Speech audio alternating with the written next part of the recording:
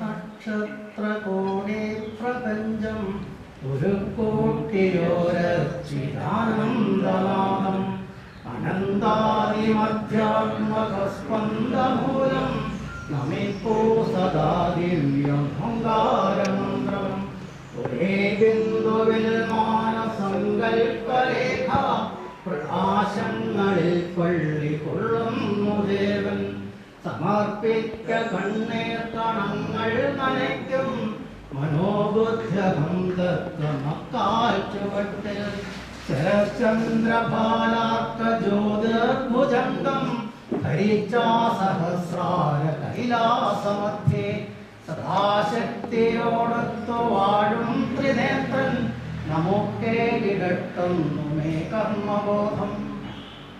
1999 കുട്ടിയൂരിൽ നിന്നും 6 പേരടങ്ങുന്ന ഒരു സംഘം ശബരിമലയ്ക്ക് പദയാത്രയായി യാത്ര ആരംഭിച്ചു. അതിൽ ഭരത് സ്വാമി ഉൾപ്പെട്ടിരുന്നു. ആ വർഷം മുതൽ തുടർച്ചയായി അദ്ദേഹം ശബരിമലയ്ക്ക് പദയാത്രയായി പോവുകയും കൊറോണ വന്ന സമയത്ത് വയനാട്ടിലെ ബത്തേരിയിലുള്ള അയ്യപ്പ ക്ഷേത്രത്തിലേക്ക് ദർശനം നടത്തുകയും അങ്ങനെ അത് മുടങ്ങാതെ ഭഗവാനെ പദയാത്രയായി ദർശനം നടത്തിയ ഭരത് സ്വാമി നമുക്കെല്ലാവർക്കും അറിയാം. ഈ വർഷം അയോധ്യയിൽ നിന്ന് പദയാത്രയായി 2400 കിലോമീറ്റർ 89 ദിവസം കൊണ്ട് പദയാത്രയായി ഭഗവാന്റെ ദർശനം കിട്ടി മടങ്ങി കുട്ടിയിലിരുത്തിയ ഈ സംക്രാന്തി ദിവസം പുണ്യദിനത്തിൽ അദ്ദേഹത്തിന് കേരള ക്ഷേത്ര സംരക്ഷണ സമിതിയുടെ ആഭിമുഖ്യത്തിൽ ആദരിക്കപ്പെടുന്ന വിവിധ ഹൈന്ദവ സംഘടനകൾ ആദരിക്കപ്പെടുന്ന ചടങ്ങാണ് ഇന്നിവിടെ നടക്കുന്നത്. ഈ ചടങ്ങിൽ സ്വാഗതം പറയുക എന്നുള്ളതാണ് എന്നെ ഏൽപ്പിച്ചിരിക്കുന്ന കർത്തവ്യം. അതിലേക്ക് ഞാൻ കടക്കുകയാണ്. നമസ്കാരം. കൊട്ടിയൂർ മഹാദേവ ക്ഷേത്ര പരിസരത്ത് ഇങ്ങനെയൊരു ആത്മീയമായുള്ളൊരു പരിപാടി ആസൂത്രണം ചെയ്യാൻ കേരള ക്ഷേത്ര സംരക്ഷണ സമിതി ആഹ്വാനം ചെയ്തതിൻ്റെ പേരിലാണ് ഇപ്പം നമ്മളിവിടെ ഈ ആദരവ് ചടങ്ങിൽ ഒത്തുകൂടിയിരിക്കുന്നത്.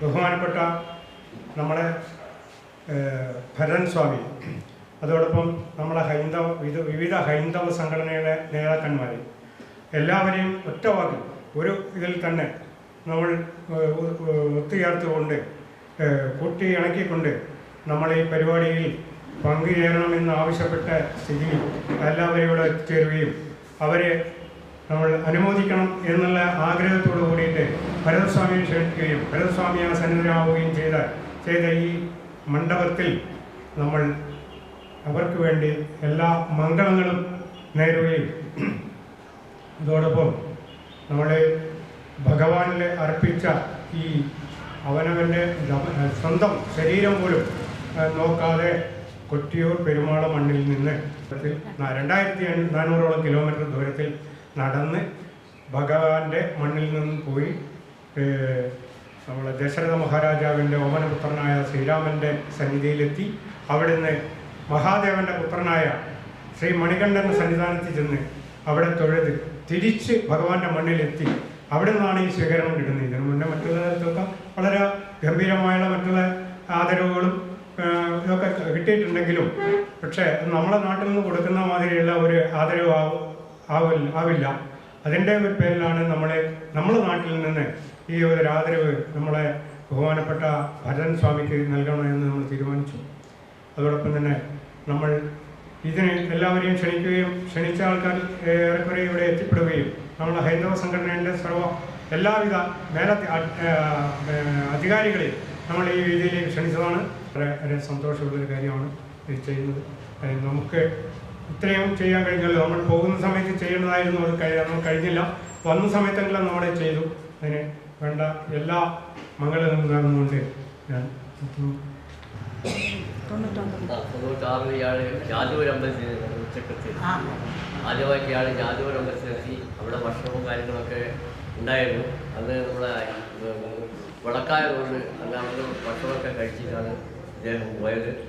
അപ്പം ഇന്ന് അത് വളരെ സന്തോഷത്തോടുകൂടി ഞാൻ പുതിയ തലമുറക്ക് ഒരു പ്രയോജനമായി ഇത് മാറട്ടെ എന്ന് എനിക്ക് ഇത്രയും പറയാനുള്ളൂ. ശരി.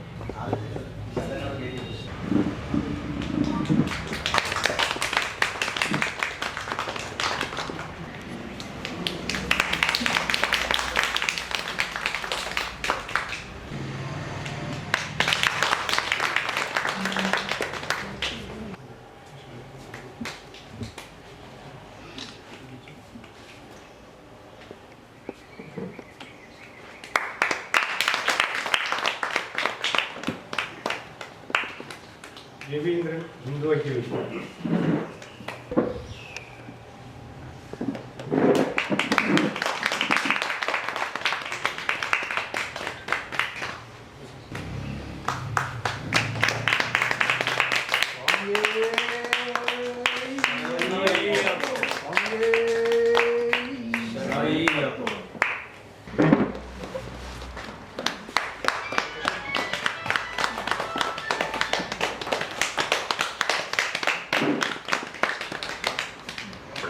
മനോജ് ഗണപക്ഷേത്രം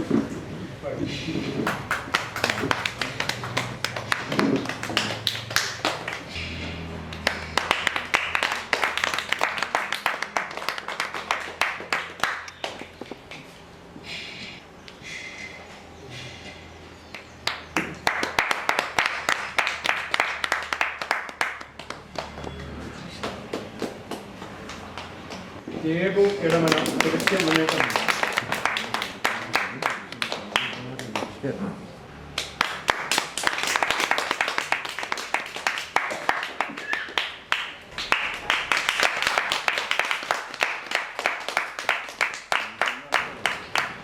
കെ ഷാജി അത്യധികം ആഹ്ലാദം ഉണ്ടാക്കുന്ന ഒരു വേളയിലാണ്, ഒരു വേദിയിലാണ് നമ്മളിന്ന് ഒരുമിച്ച് ചേർന്നത്. ഭാരതത്തിൻ്റെ ആധ്യാത്മിക ശിലാകേന്ദ്രമായ അയോധ്യയിൽ നിന്ന് പദയാത്രകളിൽ അയോധ്യയിൽ നിന്ന് കെട്ടുനിറച്ച് പദയാത്രകളിൽ ദക്ഷിണ ഭാരതത്തിൻ്റെ ആധ്യാത്മിക ശിലാകേന്ദ്രമായിട്ടുള്ള ശബരിമലയിലേക്ക് തീർത്ഥയാത്ര നിർവഹിച്ച് ആ അനുഗ്രഹ പുണ്യം തേടിയാണ് അദ്ദേഹം ഇന്ന് നമ്മളോടൊപ്പം ചെലവഴിക്കുന്നത്. വാസ്തവത്തിൽ ദക്ഷിണേന്ത്യൻ സംസ്ഥാനങ്ങളെ സംബന്ധിച്ച്, ജനങ്ങളെ സംബന്ധിച്ച് ഏറ്റവും അധികം സ്വാധീനിച്ചിട്ടുള്ള മന്ത്രഘോഷമാണ് ആ അയ്യപ്പസ്വാമിയുടെ ശരണം. കഴിഞ്ഞ ഏതാനും വർഷങ്ങൾക്ക് മുമ്പ് ശബരിമല ക്ഷേത്രത്തിലെ ആചാരങ്ങളെ ധ്വംസിക്കുന്നതിനുള്ള ശ്രമം അധികാരികളുടെ ഭാഗത്തു നിന്ന് തന്നെ ഉണ്ടായപ്പോൾ എത്രമാത്രം ഭക്തജനങ്ങളെ, സാധാരണക്കാരായ ജനങ്ങളെ ആ ശരണമന്ത്രം സ്വാധീനിച്ചിട്ടുണ്ടെന്ന് നമ്മളൊക്കെ അനുഭവിച്ചറിഞ്ഞു. ഉത്തര ഭാരതത്തിലെ തീർത്ഥാടന കേന്ദ്രങ്ങളിൽ നിന്ന് ദക്ഷിണ ഭാരതത്തിലെ പുണ്യസ്ഥലങ്ങളിലേക്ക് ആളുകൾ തീർത്ഥാടനം ചെയ്യും. ദക്ഷിണ ഭാരതത്തിലെ പുണ്യസ്ഥലികളിൽ നിന്ന് ഉത്തര ഭാരതത്തിലെ പുണ്യകേന്ദ്രങ്ങളിലേക്ക് ഭക്തന്മാർ തീർത്ഥാടനം ചെയ്യും. കാലടിയിൽ നിന്ന് ശങ്കരാചാര്യർ ഉത്തര ഭാരതത്തിൽ പോയി മഠങ്ങളെ സ്ഥാപിച്ചു. ഉത്തര ഭാരതത്തിൽ നിന്ന് അഗസ്ത്യ മഹർഷി ദക്ഷിണ ഭാരതത്തിലേക്ക് വന്ന് തമിഴ്നാട്ടിലും അഗസ്ത്യമലയിലും പളനിയിലും തമിഴകത്ത് അത്ഭുത വിസ്മയങ്ങൾ. ഇങ്ങനെ ഈ ഭാരതത്തിൻ്റെ രണ്ടറ്റങ്ങളെയും കോർത്തിണക്കുന്ന നിരവധിയായ ചരിത്രങ്ങൾ നമുക്ക് കാണാൻ കഴിയണം. സേതു ഹിമാചലം ഭാരതഭൂമിയെ ചൈതന്യതന്യമാക്കുന്ന ആ ചരിത്രം. ഭക്തി സാഹിത്യത്തിൻ്റെയും ഭക്തിഗാഥയുടെയും ചരിത്രം എടുത്ത് പരിശോധിച്ചു കഴിഞ്ഞാൽ ഇപ്രകാരം രാമമന്ത്രത്തിൻ്റെയും ശരണമന്ത്രത്തിൻ്റെയും വൈശിഷ്ട്യം എത്രയോ വലുതാണെന്ന്. കേരളത്തിൽ ആ രാമമന്ത്രത്തിൻ്റെ മന്ത്രസ്പന്ദനങ്ങളെ ഉണർത്തിയത് ശ്രീരാമദാസ മിഷന്റെ ആചാര്യനായിട്ടുള്ള സത്യാനന്ദ സരസ്വതി സ്വാമി സ്വാമികൾ ആരംഭിച്ചിട്ടുള്ള ഒരു യാത്ര അയോധ്യ മുതൽ സ്പർശിച്ച് കേരളത്തിൻ്റെ ഇങ്ങേയറ്റത്ത് കന്യാകുമാരി വരെ പ്രതിവർഷം യാത്ര ചെയ്തിട്ടുണ്ട്. ഇതിനു മുമ്പുള്ള പല വർഷങ്ങളിലും ആ യാത്രയിൽ ഒരു യാത്രികനായിട്ട് അതിലൊരു സഞ്ചാരിയായിട്ട് ഭരതൻ സ്വാമിയും അനുഗമിക്കുകയുണ്ടായി. അങ്ങനെ ഭാരതത്തിൻ്റെ ഗ്രാമങ്ങളെയും നഗരങ്ങളെയും തമ്മിൽ ബന്ധിപ്പിക്കുന്ന ആ ചരിത്രം സ്പർശിച്ചറിഞ്ഞിട്ടുള്ള ഒരു വ്യക്തിത്വമാണ്. ആ അനുഭവ സമ്പന്നതയിൽ നിന്നുകൊണ്ട് അയോധ്യയിൽ നിന്ന് ആരംഭിച്ച് ശബരിഗിരീശ്വര സന്നിധിയിലേക്ക് പദയാത്രയായി തീർത്ഥാടന പ്രയാണം നടത്താനുള്ള വളരെ ഉചിതമായ തീരുമാനം വാസ്തവത്തിൽ കൊട്ടിയൂർ പെരുമാൾ എന്ന അദ്ദേഹത്തെ തോന്നിപ്പിച്ചു വരുന്നത് അത്ഭുതകരമായ ഒരു കാര്യമാണ്. അത് നമുക്ക് എല്ലാവർക്കും അനുഗ്രഹത്തെ പ്രദാനം ചെയ്യുന്നുണ്ട്. 18 വർഷം ഞാൻ പറഞ്ഞ പോലെ അദ്ദേഹം പറഞ്ഞു 18 വർഷം ശബരിമല പോയ ആളാണെന്ന് ഞാൻ പറഞ്ഞു. അങ്ങനെയല്ല, 18 വർഷം കൊട്ടിയൂരിൽ നിന്ന് കാൽനടയായി ശബരിമലയ്ക്ക് പോയ എന്ന് പറഞ്ഞ സമയത്ത് അദ്ദേഹം കുനിഞ്ഞ് ഭരതേട്ടൻ്റെ കാല് നമസ്കരിക്കാൻ പോയി. ഭരതേട്ടൻ എങ്ങനെയൊക്കെയാണ് അത് തടഞ്ഞതെന്നാണ് ഞാൻ ഓർക്കുന്നത്. ഭരതേട്ടൻ തടയാൻ വളരെയധികം ശ്രമിച്ചു. അദ്ദേഹം തലകുനിച്ച് ഭരതേട്ടൻ്റെ കാല് തൊട്ട് നമസ്കരിക്കാൻ വേണ്ടി ശ്രമിച്ചു. സത്യാനന്ദ സരസ്വതി സ്വാമികളോടൊപ്പം ശബരിമലയിലെ പുണ്യം പൂങ്കാവനം എന്ന പദ്ധതി, അതുപോലെ ശബരിമലയുടെ ഭക്തി സാന്ദ്രമായ അവസ്ഥയിൽ അടിയുറച്ചുകൊണ്ടുള്ള നിരവധിയായ വികസന പ്രവർത്തനങ്ങളുടെ പ്രൊജക്റ്റുകൾ തയ്യാറാക്കിക്കൊണ്ട് അതിനുവേണ്ടി നിരന്തരം പ്രവർത്തിക്കുന്ന വ്യക്തിയാണ് അദ്ദേഹം. ഏറ്റവും വലിയ അയ്യപ്പ ഭക്തനാണ്. അപ്പൊ അദ്ദേഹത്തിന്റെ ഉള്ളിലെ അദ്ദേഹം ഇരിക്കുന്ന ഉന്നതമായ സ്ഥാനമോ അദ്ദേഹത്തിന്റെ സമൂഹത്തിലെ വിശിഷ്ടമായിട്ടുള്ള പദവിയോ അല്ല. അദ്ദേഹത്തിന്റെ ഉള്ളിൽ ആ അയ്യപ്പന്റെ സന്നിധിയിലേക്ക് പദയാത്രയായി പോയ ആ പാദങ്ങളാണ് അദ്ദേഹത്തിന്റെ മനസ്സിൽ ആ സമയത്ത് ആ സ്മരണയുണ്ടായത്. അപ്പൊ അദ്ദേഹം ആ നമസ്കരിക്കാൻ ശ്രമിക്കുന്ന ആരെങ്കിലും ഈ വിശ്രമ മന്ദിരത്തിന്റെ മുന്നിൽ നിന്ന് ആ മൂലയ്ക്ക് നിന്നാണ്.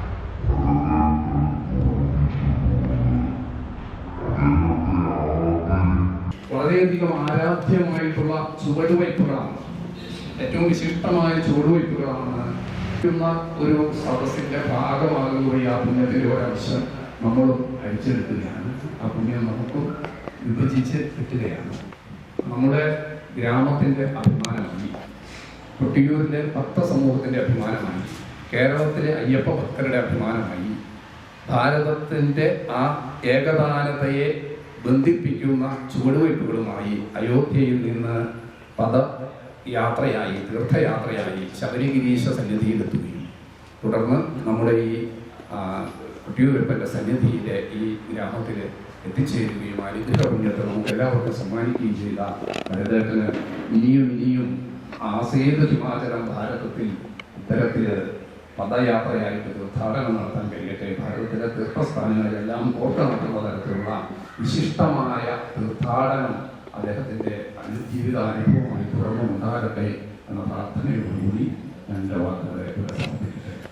ഏകദേശം ഈ വർഷം ഒഴികെ 12 വർഷക്കാലം ഭരതസ്വാമികളെ തിരിച്ചു കൊണ്ടുവരുന്ന കടമ എനിക്ക് തോന്നിച്ചിട്ടുണ്ട്.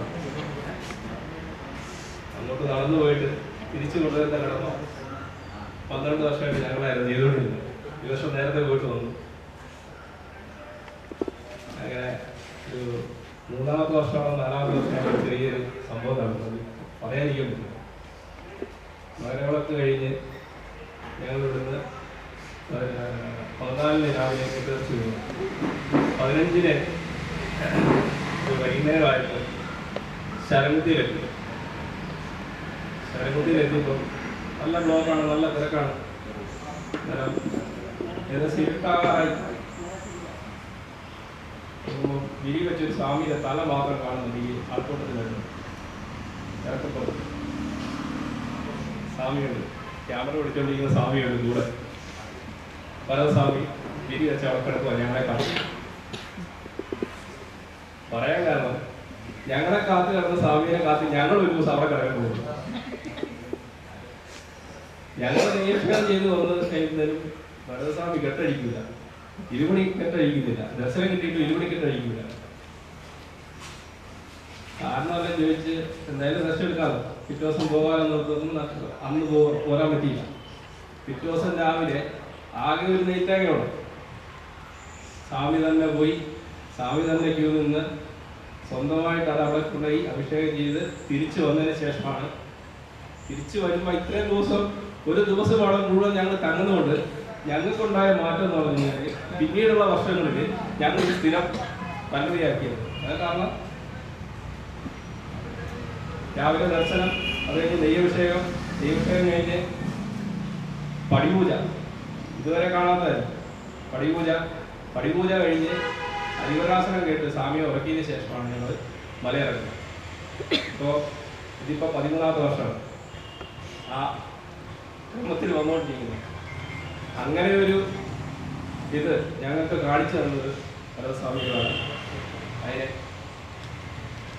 ആ കാഴ്ചകളിൽ നമുക്ക് നമ്മളെ ഇനിയും കുട്ടികളുടെ അഭിമാനമായിട്ട് ഇനിയും അങ്ങനെയായി ശബരിമല ദർശനം നടത്താൻ പെരുമാളുടെ അനുഗ്രഹം ഉണ്ടാകട്ടെ, അതുപോലെ സ്വാമികളുടെ അനുഗ്രഹം ഉണ്ടാകട്ടെ, ദീർഘായുസ്സ് ഉണ്ടാകട്ടെ എന്ന് പ്രാർത്ഥിച്ചുകൊണ്ട് നിർത്തുന്നു. നന്ദി, നമസ്കാരം. സ്വാമി ശരണം. എല്ലാവരുടെയും അനുവാദത്തോടുകൂടി ഞാൻ സംസാരിക്കും. ചെറു വിവരണം നൽകാൻ ആഗ്രഹിക്കുന്നു. ഇവിടെ നിന്ന് സെപ്റ്റംബർ 30-ാം തീയതിയാണ് അയോധ്യയിലേക്ക് പുറപ്പെടുന്നത്. 2-ാം തീയതി രാത്രി അയോധ്യയിലെത്തി. 3-ാം തീയതി ശ്രീരാമസ്വാമി ദർശനം കഴിഞ്ഞ് 4-ാം തീയതി രാവിലെ ഒരു 11 മണിയോടുകൂടി കെട്ട് നിറച്ച് അയോധ്യയിൽ നിന്ന് യാത്ര തുടങ്ങുകയാണ്. കാലാവസ്ഥയൊക്കെ നല്ല കാലാവസ്ഥയാണ്. ഇവിടുത്തെ അത്ര ചൂടൊന്നുമില്ല. എങ്കിലും രാത്രിയും പകലുമൊക്കെ ആയിട്ട് നടന്ന് ചെറിയ ചെറിയ ക്ഷേത്രങ്ങളിൽ ഒക്കെ വിരിവെച്ച് ഉത്തർപ്രദേശ് കഴിഞ്ഞു മധ്യപ്രദേശിലെത്തി. അവിടെ ചില സമയത്ത് കിലോമീറ്ററുകൾ നടക്കണം ഭക്ഷണമൊക്കെ കിട്ടണമെന്നുണ്ടെങ്കിൽ. ഹോട്ടലുകളിൽ നിന്നാണ് അധികം ഭക്ഷണം കഴിച്ചിരിക്കുന്നത്. ക്ഷേത്രങ്ങൾ കിട്ടാത്ത സമയങ്ങളുണ്ട്. എല്ലായിടത്തും ക്ഷേത്രങ്ങൾ കിട്ടി എന്ന് വരില്ല. അങ്ങനെയുള്ള സമയത്ത് പെട്രോൾ പമ്പുകൾ വിരിവെച്ചിട്ടുണ്ട്. അവർക്കും തടസ്സമൊന്നുമില്ല. അവർക്ക് സന്തോഷത്തോടു കൂടി തന്നെയാണ് അവർ നമുക്കുള്ള സൗകര്യമൊക്കെ ചെയ്തു തരുന്നത്. അവർ പല സ്ഥലങ്ങളിലും അങ്ങനെ പോകുന്നുണ്ട്. കാരണം നമ്മുടെ കേരളത്തിലുള്ള പോലെ അടുത്തടുത്ത് ക്ഷേത്രങ്ങളൊക്കെ വളരെ കുറവാണ്. മധ്യപ്രദേശ് കഴിഞ്ഞ് ഇവിടുന്ന് മഹാരാഷ്ട്രയിലേക്ക് കടന്നു. മഹാരാഷ്ട്രയിലും ഏകദേശം മധ്യപ്രദേശ് മാതിരി തന്നെയാണ്. മധ്യപ്രദേശിലായിരുന്നു വലിയ വനമുണ്ടായിരുന്നു. വനമുണ്ട്, വലിയ വന്യജീവികൾ ധാരാളമുള്ള. ആ വനത്തിലൂടെയൊക്കെയാണ് യാത്ര ചെയ്തിരുന്നത്. എല്ലാം ഭഗവാന്റെ അനുഗ്രഹം കൊണ്ട് ഭയമോ ഒന്നുമില്ലാതെ തന്നെയുള്ള യാത്ര തന്നെയായിരുന്നു. മധ്യപ്രദേശിൽ നിന്ന് മഹാരാഷ്ട്ര എത്തി. മഹാരാഷ്ട്രയിൽ നിന്ന് തെലുങ്കാന എത്തുകയാണ്. തെലുങ്കാനയിൽ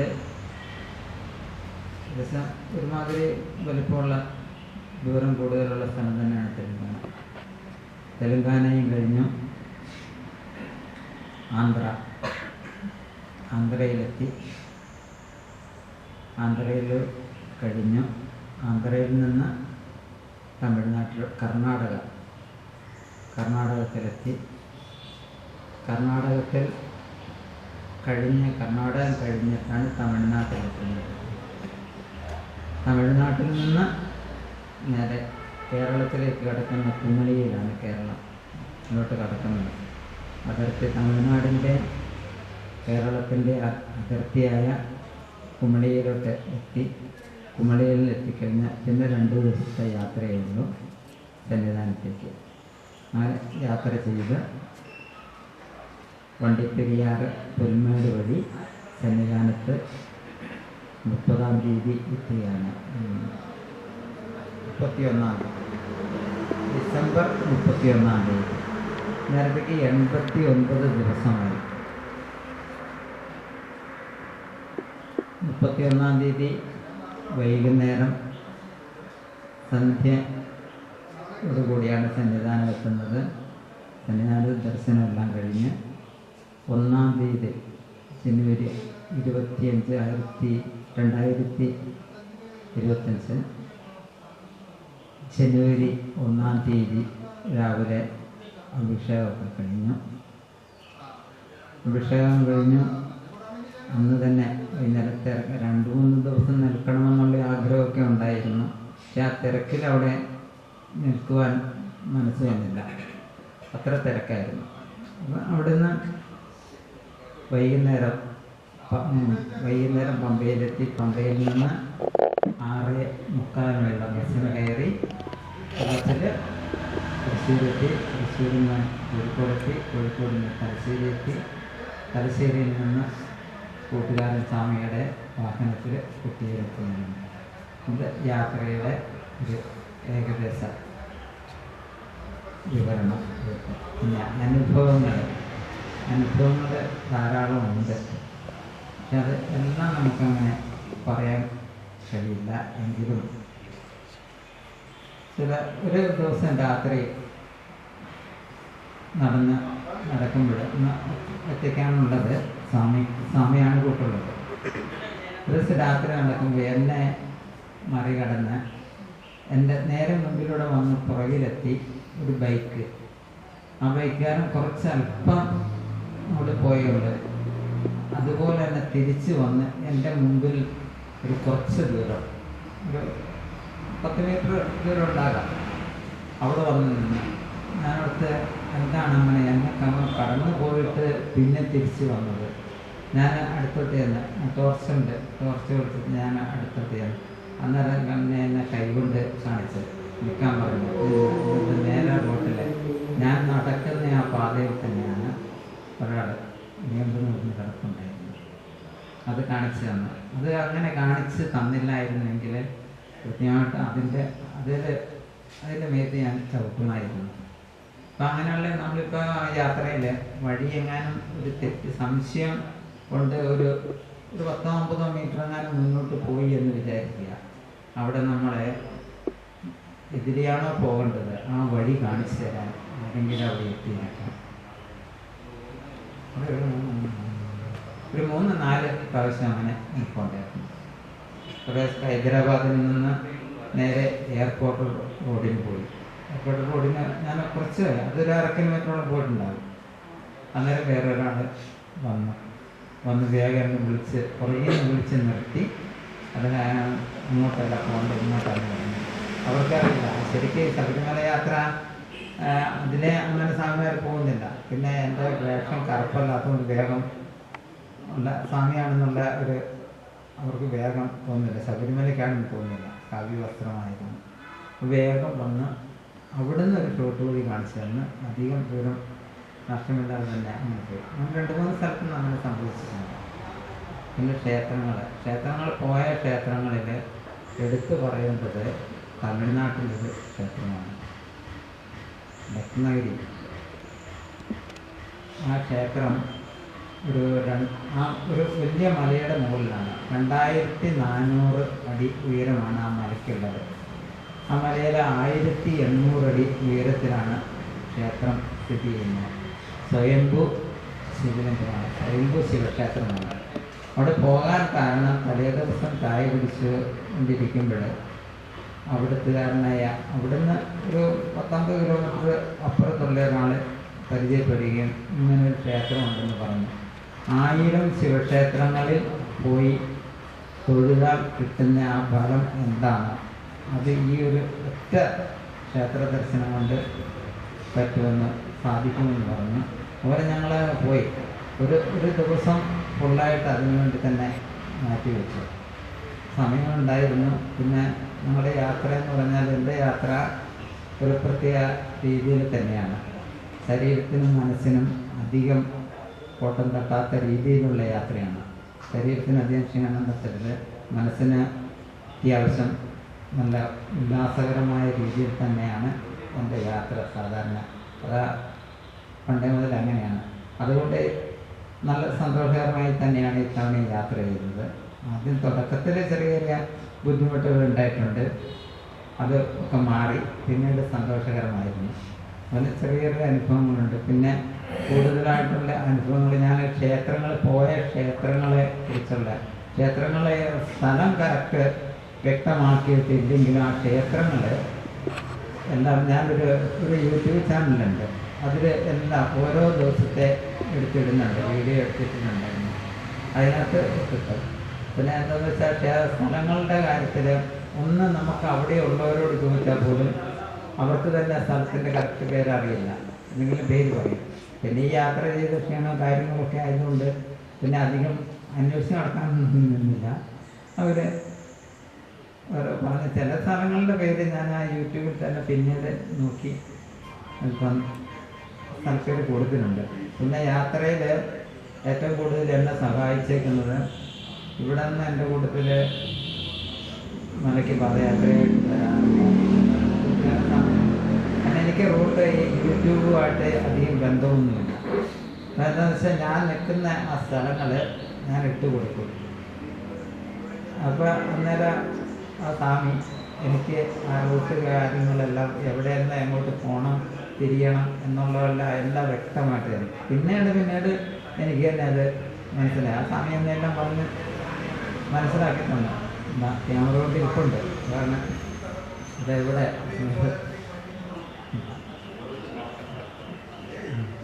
ഒക്കെ ഞാൻ കൂടുതൽ പറയുന്നില്ല. കാര്യങ്ങളെല്ലാം കുറേ പറയാനുണ്ട്. ഇന്നത്തെ പ്രത്യേക സാഹചര്യത്തിൽ ഇനിയിപ്പോൾ എല്ലാം ദീപക്കാഴ്ചയുള്ളതാണ്.